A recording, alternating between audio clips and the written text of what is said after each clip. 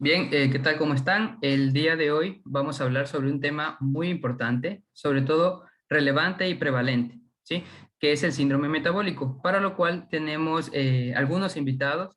En este caso, pues, la ponencia va a ser dada por Miguel Alexander Arteta, que es estudiante de medicina de sexto semestre, y yo también les daré una parte de esta ponencia. Algo que quiero recalcar es que los datos que sacamos del síndrome metabólico son del Up to Date, del Harrison, la última edición, y de otras revistas como por ejemplo el American Family Physician, ¿sí? Es digamos, lo último que hay sobre el síndrome metabólico. Entonces, algo que con lo que quiero iniciar es, ¿existe realmente el síndrome metabólico? ¿Sí? Es una propuesta por Gerald Riven, ¿sí? Él fue el quien identificó este síndrome, pero luego se retractó. Hubo una publicación de un artículo en la revista Lancet, ¿sí? En el cual él se retracta, porque realmente no es considerada una enfermedad, ¿sí? Que exista. Simplemente se llegó a la conclusión que es resistencia a la insulina. ¿Sí? El síndrome metabólico no es más que la suma de sus partes. Posteriormente ya se aclarará este término, ¿no? Entonces, continuemos. Hola, ¿qué tal, Daniel? Buenas noches con todos. Vamos a hablar en esta noche sobre el síndrome metabólico. Mi nombre es Miguel Alexander Arteta León y para mí es un placer estar con ustedes en esta ocasión para hablar de este tema muy importante dentro del área clínica. Pues bien, vamos a iniciar. Dentro de nuestra agenda tenemos varios puntos importantes. Vamos a hablar un poco de la introducción, que ya nos adelantó un poquito Daniel. Vamos a hablar de la definición del síndrome metabólico, la epidemiología, la fisiopatología, las manifestaciones e implicaciones clínicas y por último el manejo. Bien, como introducción es importante lo que nos dijo Daniel, ¿no? Realmente quien propuso la existencia del síndrome metabólico o síndrome X fue Gerald Riven en 1988, donde él prácticamente lo definía el síndrome metabólico con una fisiopatología en específico. Sin embargo, luego se retractó porque prácticamente es la suma de factores de riesgo. ¿Cuáles son estos factores de riesgo? En primer punto tenemos la obesidad abdominal que se asocia con resistencia a la insulina, una dieta excesiva en ácidos grasos y obviamente esto desencadena una diabetes mellitus tipo 2. La resistencia a la insulina, la hiperinsulinemia, la hiperglucemia y las adipocinas obviamente conllevan un perfil lipídico anormal, riesgo metabólico, hipertensión arterial, inflamación vascular y obviamente el riesgo de tener una enfermedad cardiovascular de origen aterosclerótico.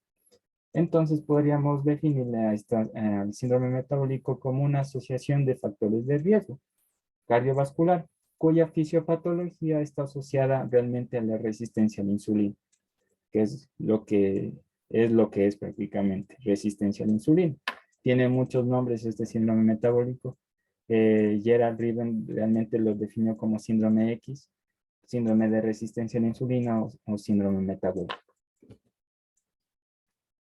Pues bien, el síndrome metabólico ya hablamos que es una suma de factores de riesgo y también es un conjunto de rasgos clínicos. Por un lado tenemos el ATP3, que es el protocolo de tratamiento de adultos en su tercera edición.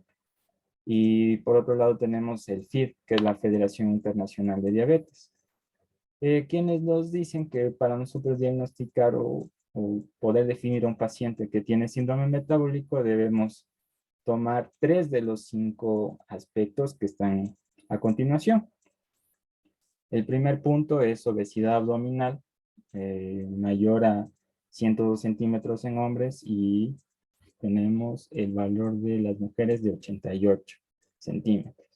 Triglicéridos séricos elevados, mayores a 150 miligramos sobre decilitro. Las lipoproteínas de alta densidad, las HDL, menor a 40 en hombres y menor a 50 en mujeres.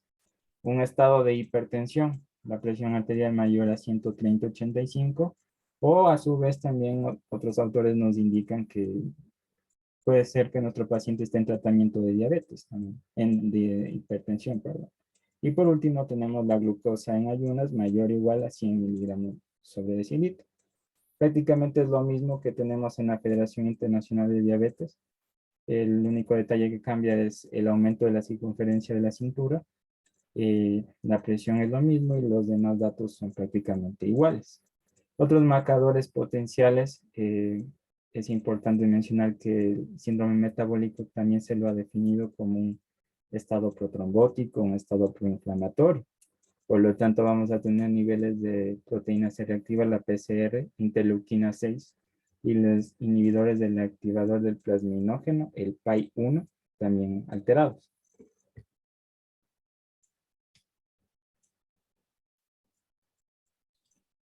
Ok, entonces empezamos con la epidemiología. En este caso, un dato importante es que la prevalencia general del síndrome metabólico es del 22%, en general, ¿sí? O sea, 22% es bastante alto, ¿no?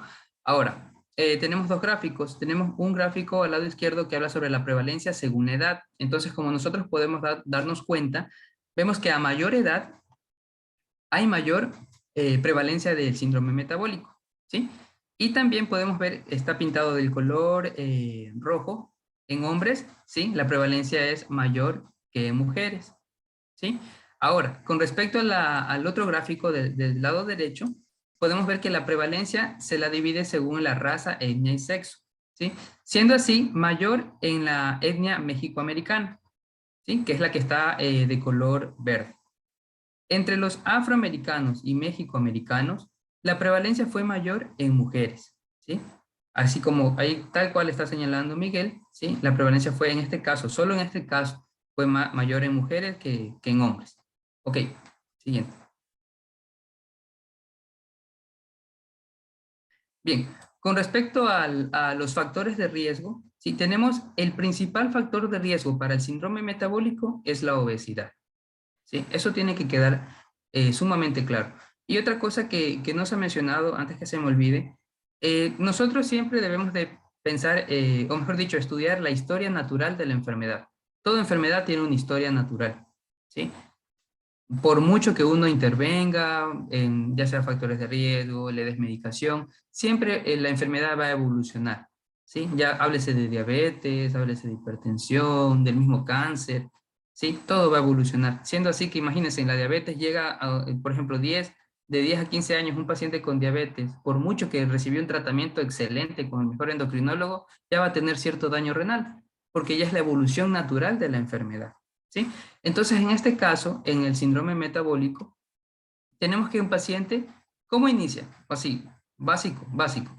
Inicia un paciente con obesidad, ¿sí? Un paciente que inicia con, primero empieza con sobrepeso, luego se vuelve obeso, luego se empiezan a alterar la parte metabólica, empieza a haber aumento del LDL, disminución del HDL, se le empieza a elevar la presión, empieza a tener intolerancia a los hidratos de carbono, hiperglicemias alteradas en ayunas, ¿sí? Entonces, obeso, luego síndrome metabólico y termina en una vía común que es la diabetes, principalmente, ¿sí? O sea, todo es como que un caminito. Empieza sobrepeso, obesidad, síndrome metabólico y termina siendo un diabético. Ya cuando es diabético ya estamos ya del otro lado. Bueno, entonces, el principal factor de riesgo, el peso, la obesidad, ¿sí? Siendo así que se hizo un estudio en todos los pacientes con síndrome metabólico y solo el 5% tenía un peso normal, el 22% tenía sobrepeso y escuchen, el 60% de ellos eran obesos. ¿Sí? He aquí la importancia entonces del peso como tal. Otros factores de riesgo, por ejemplo, el estado postmenopáusico. Nosotros sabemos por fisiología, principalmente los estrógenos son cardioprotectores y osteoprotectores. Llega un punto en que la mujer ya deja de producir los estrógenos y entonces desde ese punto en adelante la paciente aumenta una barbaridad los factores de riesgo cardiovascular, ¿sí? Inclusive la osteoporosis aumenta una barbaridad en este grupo etario. Otro, tabaquismo. El tabaquismo se asocia a múltiples enfermedades. En este caso, en el síndrome metabólico, pues el tabaquismo eleva los lípidos, principalmente el LDL. Bajos ingresos familiares también, dieta alta en carbohidratos por obvias razones, consumo de alcohol también, sabemos que el consumo de alcohol genera una ganancia de calorías. Entonces, esto nos va a llevar obviamente a obesidad. Y también inactividad física, es decir, el sedentarismo. Ok, hay otros factores de riesgo. ¿Sí? Por ejemplo, tenemos los antecedentes familiares. Hay estudios en genética que hablan que si tú tienes un familiar de primer grado con síndrome metabólico, tú tienes hasta un 50% de probabilidad de tener síndrome metabólico si no llevas unos estilos de vida adecuados. Aparte de eso, hay ciertos medicamentos que también tienen alto riesgo de generar síndrome metabólico, como por ejemplo los antipsicóticos como la clozapina. Ya. Bien, entonces la fisiopatología, ¿sí? Yo saqué este gráfico del Harrison, la última edición. Sí, este gráfico realmente explica todita la fisiopatología. Se lo ve un poco complicado, pero bueno, realmente la fisiopatología es fácil. Todo lleva un factor común, que es la resistencia a la insulina, ¿sí? Tiene un caminito, una historia natural, tal como siempre yo digo, ¿no? Empieza el paciente con hiperinsulinemia postprandial, luego hiperinsulinemia en ayunas y termina con hiperglicemia. Entonces, como podemos ver nosotros en el centro del gráfico, ese es el tejido adiposo. Recordemos, actualmente, según la Sociedad de Endocrinología, el tejido adiposo es considerado un órgano endocrino, ¿sí? Eso para que sepan, el tejido adiposo es un órgano endocrino. Entonces, ¿qué pasa cuando un paciente está obeso? Tiene mucha grasa, ¿verdad? Al tener mucha grasa, esa grasa empieza a liberar ácidos grasos libres a la circulación general, ¿sí? Esos ácidos grasos libres van al hígado. Los ácidos grasos libres que están en grafiquito es la FFA. FFA significa ácidos grasos libres. Entonces, estos ácidos grasos libres van al hígado. En el hígado, ¿qué es lo que van a causar? Van a causar un aumento en la síntesis de glucosa y triglicéridos. También van a aumentar el VLDL, que son las lipoproteínas de muy baja densidad. También van a disminuir el HDL, que es el colesterol bueno, entre comillas, y el aumento del LDL, que es el colesterol malo. Además de esto, los ácidos grasos libres van a aumentar la síntesis de fibrinógeno a nivel hepático y también van a aumentar la síntesis del inhibidor del activador del plasminógeno 1 o PAI-1. ¿Sí? Eso a nivel hepático. Ahora, a nivel muscular, ¿qué es lo que va a pasar? A nivel muscular va a disminuir la sensibilidad a la insulina. ¿Sí? ¿Por qué? Esto es muy fácil. Y esto está en la fisiología de Guyton cuando estudien esa parte. Los ácidos grasos libres circulan en la sangre y llegan a unos receptores de insulina a nivel del músculo, que son los GLUT4. ¿Sí? Hay múltiples receptores de insulina en el tejido adiposo, inclusive en los glóbulos rojos, en el cerebro, pero en el músculo se llaman GLUT4. Esos ácidos grasos libres es como que se adhieren al receptor y lo tapan. Así, de una manera grotesca hablando, lo tapan. Entonces la insulina, que es como que el carrito que lleva la glucosa, la coge de la sangre, del espacio intravascular y la mete a la célula a nivel de la fibra muscular.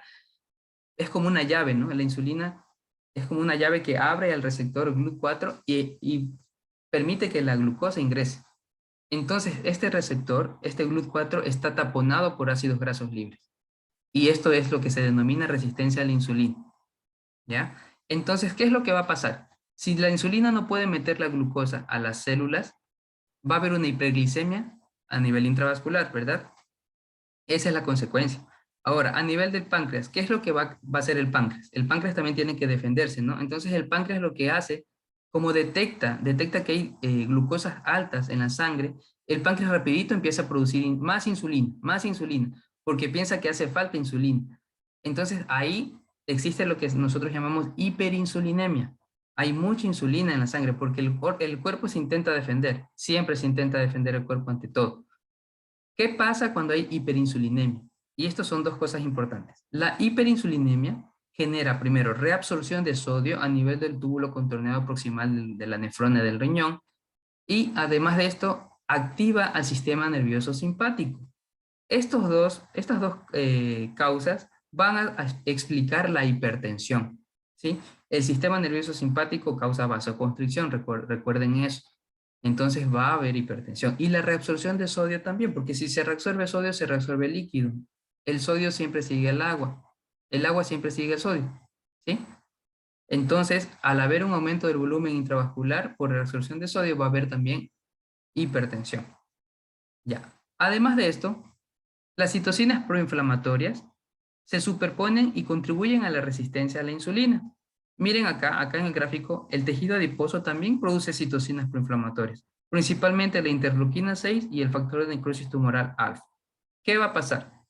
Estas citocinas van a generar un aumento en la producción hepática de glucosa, de VLDL y de proteína C reactiva, que es otra citocina proinflamatoria. Además, estas citocinas van a generar resistencia a la insulina en el músculo. Van a aumentar la producción de hepática de fibrinógeno y de PAI-1. Por eso se explica el estado protrombótico que tienen estos pacientes. Como último punto, tenemos que tener en cuenta que normalmente el tejido adiposo produce adiponectinas. Las adiponectinas son protectoras. ¿Por qué? Porque son antiinflamatorias y son sensibilizadoras de la insulina, o sea, ayudan a la insulina. ¿Qué es lo que sucede cuando la persona está obesa o con síndrome metabólico? Estas adiponectinas se inhiben. Entonces, si se inhiben las adiponectinas, va a haber el efecto contrario, va a haber mayor inflamación y va a haber mayor resistencia a la insulina. Eso es todo.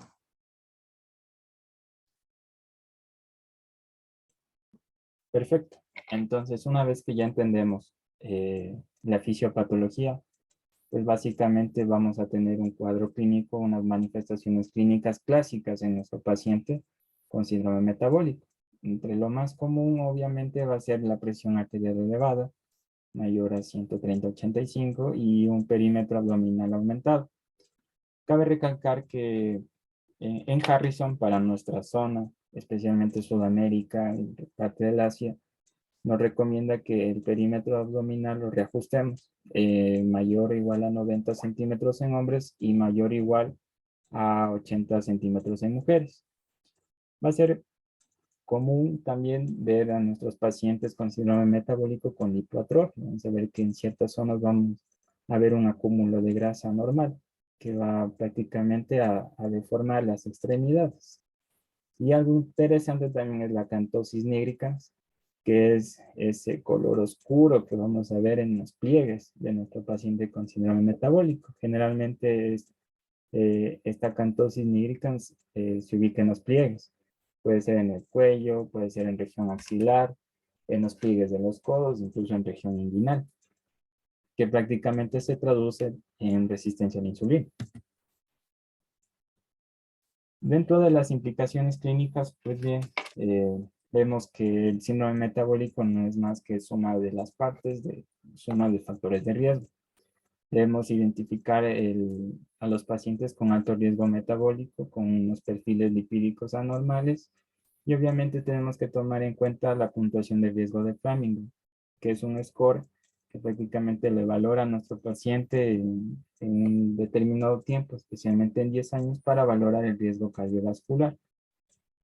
Por otro lado, tenemos el riesgo de diabetes mellitus tipo 2, que algo interesante que es para nuestra zona, para Sudamérica.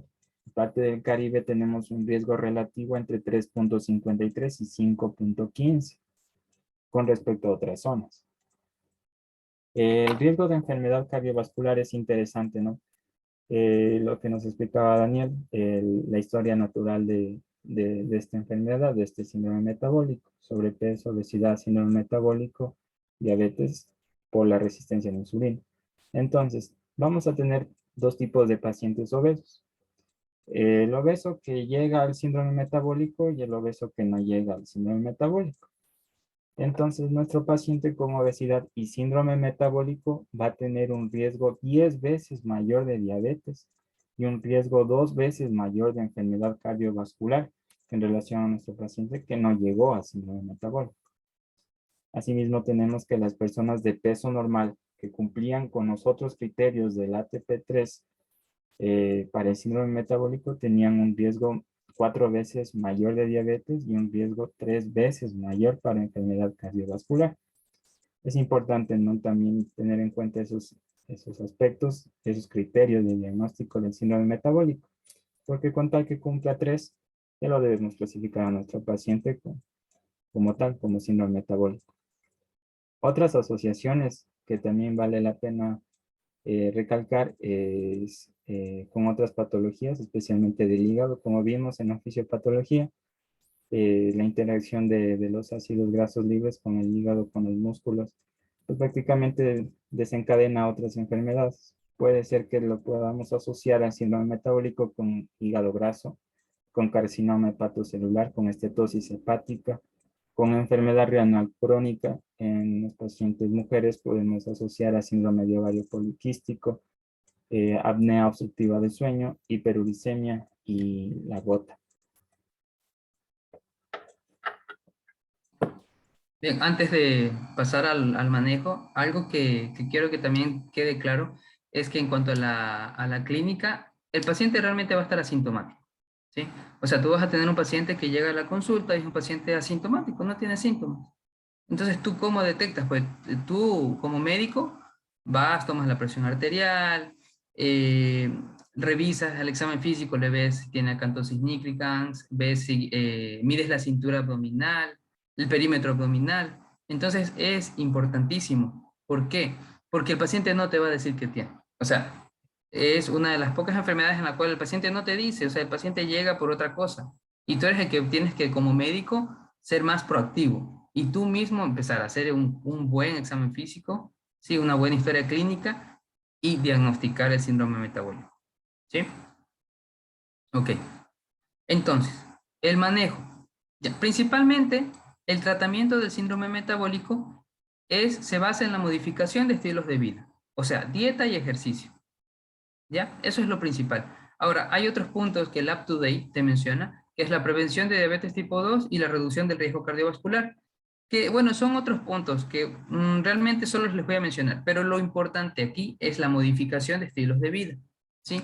¿Cómo hacemos eso? Con la dieta. ¿Qué dieta? Tenemos múltiples dietas, tenemos la dieta mediterránea, tenemos la dieta DASH, tenemos dietas con restricción calóricas, o sea, con bajos índices glicémicos, dietas con alta cantidad de fibra. O sea, lo importante es que el paciente cumpla con la dieta, ¿sí?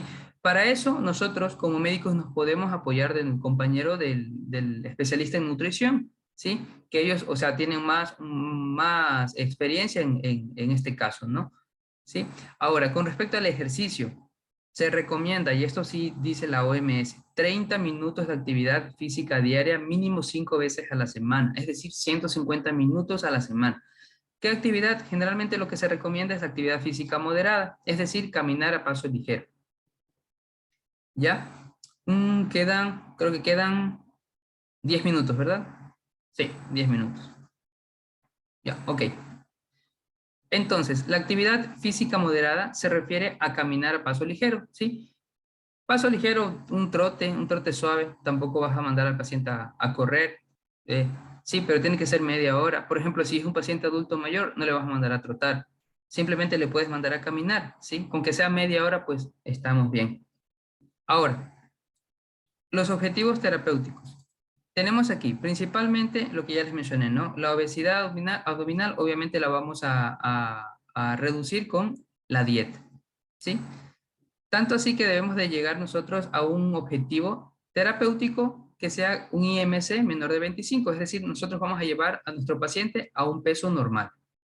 La actividad física que ya les mencioné, ¿sí? Y las dietas que también ya les mencioné. Ahora, con respecto a los factores de riesgo metabólicos, algo que sí, bueno, que dice el Up2Date, en este caso es prevención de diabetes de diabetes mellitus. Bueno, se hizo un estudio también de esto de aquí y se evaluaron tres grupos. El primer grupo se le hizo una terapia intensiva con actividad física y dieta. Al otro grupo se le dio medicamentos, principalmente la metformina y las tiosilindionas como la rosiglitazona o la pioglitazona, ¿ya? Y se vio que el mayor beneficio de estos grupos fue con el que tuvo la dieta y el ejercicio. Sí, por eso yo les digo, o sea, el tratamiento es dieta y ejercicio, no medicamentos. Hay un grupo pequeño de pacientes en los cuales uno sí da tratamiento, principalmente metformina, para prevenir, pero eso es hablando de pacientes que tienen un alto riesgo de diabetes tipo 2. Ese es otro tema. Eso se calcula con otras aplicaciones, son el Finrix, pero eso será de pronto podemos hacer un tema de diabetes y luego hablar sobre eso, que sí, también es chévere. Pero dieta y ejercicio, recuerden siempre eso. Ahora, aquí, factores de riesgo metabólico. Bueno, si tu paciente tiene un LDL elevado, sobre todo un paciente con alto riesgo, por ejemplo, un paciente que ya tenga diabetes o que tenga una enfermedad arterial coronaria conocida, ¿sí? A ese paciente, obviamente lo vas a llevar a un nivel de LDL menor de 100. ¿Cómo vas a llevar a ese paciente con ese nivel? Obviamente ahí sí vas a necesitar medicamentos. En este caso, las estatinas. Principalmente nosotros aquí, bueno, aquí en el país tenemos simvastatina, pero solo les quiero decir que, por ejemplo, hay mejores estatinas como la atorvastatina o la rosuvastatina. La rosuvastatina es la mejor. Bueno, si tu paciente tiene riesgo moderado, pues lo tienes que llevar a un objetivo terapéutico menor de 130 y si tiene un riesgo leve, a menor de 160. ¿Cómo calculas el riesgo de tu paciente con las apps? Hay algunas app, por ejemplo, te las descargas del Play Store, como el CardioCal o la calculadora de Framingham, en la cual tú puedes, ahí te piden datos de tu paciente, colesterol, edad, si fuma, si tiene antecedentes de diabetes, y solito te da el riesgo, ahí te da el riesgo si es leve, moderado o grave. En base a eso tú tratas al paciente. Ahora, el HDL debemos de aumentarlo porque está reducido. Recuerden que es uno de los criterios. Entonces, ¿cómo aumentamos el HDL? Simple, dieta y ejercicio. Presión sanguínea elevada. Si tenemos un paciente con la presión sanguínea elevada, obviamente hay que tratarlo, ¿no? Obviamente primero diagnosticarlo, que sea hipertenso, y luego ya se empieza el tratamiento. Hipertensión es otro tema que también se podría hablar en algún otro momento. ¿Sí? Glucosa elevada, dieta y ejercicio, ¿sí? Estado protrombótico, estado protrombótico. En este caso, ¿en quién vamos a dar tratamiento? En pacientes de alto riesgo. ¿Cuáles son esos pacientes? Son pacientes que tengan diabetes, hipertensión y enfermedad arterial periférica. Por ejemplo, un paciente que ya haya tenido un SB, que haya tenido un infarto, que tenga daño renal. Es un paciente que de ley necesita aspirina, por lo menos en dosis bajas, ¿sí? Y estados proinflamatorios, terapias de estilo de vida. Estados proinflamatorios, pues obviamente vamos a actividad física. Recuerden que la actividad física, y también hay estudios de esto, la actividad física te desinflama, ¿sí?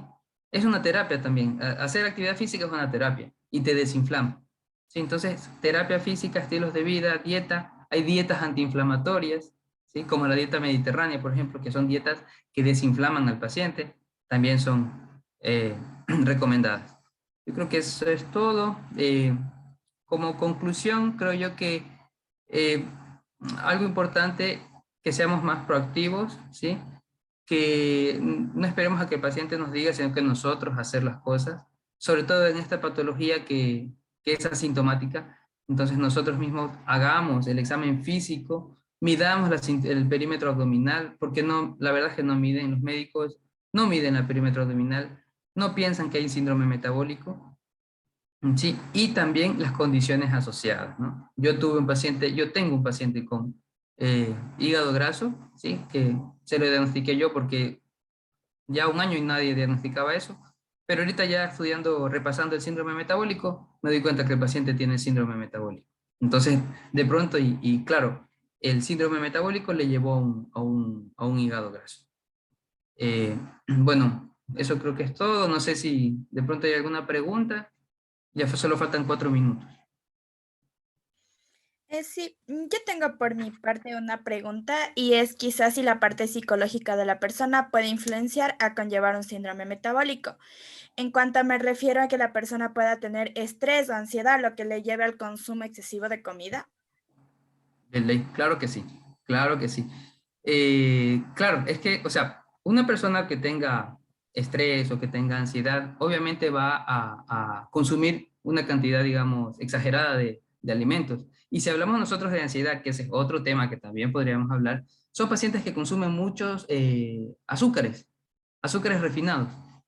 Consumen bebidas, inclusive bebidas alcohólicas, pacientes que se deprimen también con ansiedad, depresión, y a la final te conlleva o te llevan a una obesidad, ¿sí? Y esto puede también repercutir en un síndrome metabólico. Muchas gracias. Ya. ¿Alguna otra pregunta?